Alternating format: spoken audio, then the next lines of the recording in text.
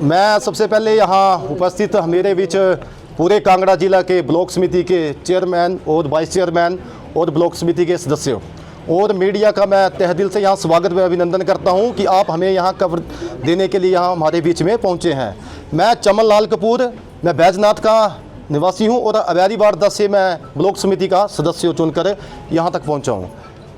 आज हमने 18 तारीख को जब कांगड़ा के सागर पैलेस में हमने बैठक की तो ब्लॉक समिति के हमारे जितने भी कांगड़ा के जो हमारे सदस्य हैं, वाइस चेयरमैन, चेयरमैन जितने भी हैं,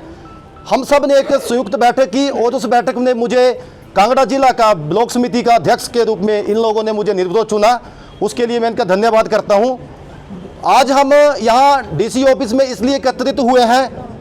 ये मुद्दा हमने कांगड़ा से शुरू किया है, पूरे प्रदेश तक ये मुद्दा जाना चाहिए और मैं आप मीडिया के माध्यम से मैं सभी जिलों के ब्लॉक समिति सदस्यों से यही निवेदन करता हूं कि ब्लॉक समिति सदस्यों के साथ जो हमारे साथ जो भेदभाव है हम उसे समापन करना चाहते हैं, क्योंकि हम लोग भी लोकतंत्र के उस महापर्व से जीत कर आते हैं जिस लोकतंत्र से हमारे विधानसभा के विधायक चुन के आते हैं, सांसद चुन के आते हैं। सभी ब्लॉक समिति के सदस्यों, एक पंचायत है, 2 हैं, 3, जैसे मैं 3 पंचायतों से चुन कर आया हूं तो मुझे भी लोगों ने बहुमत के साथ यहां तक पहुंचाया है।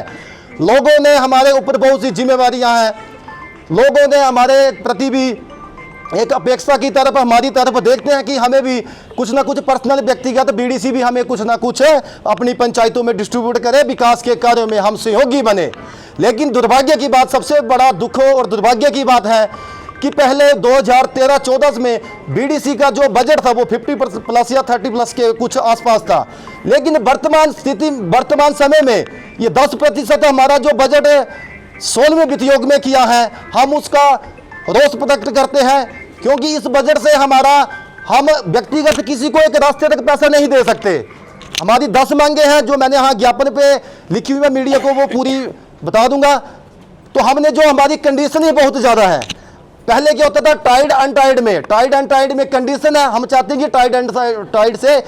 कंडीशन को हटाया जाए। अनटाइड में जिस तरह से हम स्वास्थ्य और पेयजल के लिए जो हमें बजट की व्यवस्था की हुई है, देखिए हमारा किसी सरकार से किसी से कोई विरोध नहीं है, लेकिन हम अपने हक की लड़ाई के लिए यहाँ पर एकत्रित हुए हैं। ये जो कंडीशन इन लोगों ने हमारे ऊपर रखी हुई है, चुनाव हम जीत कर आए हैं, हमारा भी दायित्व बनता है कि लोगों में जाकर हम लोग काम करवा सके। हम लोगों के पास काम करवाने की कोई भी हमारा पास ऐसा बजट नहीं है कि किसी पंचायत में व्यक्तिगत बजट दे दे और उस बजट से हमारा काम हो जाए और लोग बोलेंगे कि बीडीसी ने हमें यहाँ पर बजट प्रावधान किया था और उसके तहत काम हुआ। हमारे साथ जो भेदभाव है हम उसे समाप्त करना चाहते हैं। मनरेगा में हमें भी व्यवस्था की जाए,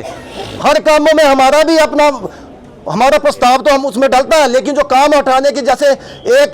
ग्राम सभा में जैसे प्रस्ताव पास होता है उसमें 10 काम उठाते हैं पंचायत के प्रधान, लेकिन उसमें कंपल्सरी करा जाए जो प्रस्ताव में हम लोगों ने जो सेल्फ में बीडीसी के 5 काम बीडीसी के भी उठाए जाए, क्योंकि हम लोगों को भी जवाबदेही देनी है अगले 5 साल के बाद। चुनाव तो हमने जीता है, लेकिन 5 साल बाद हम किस मुंह से जाएंगे।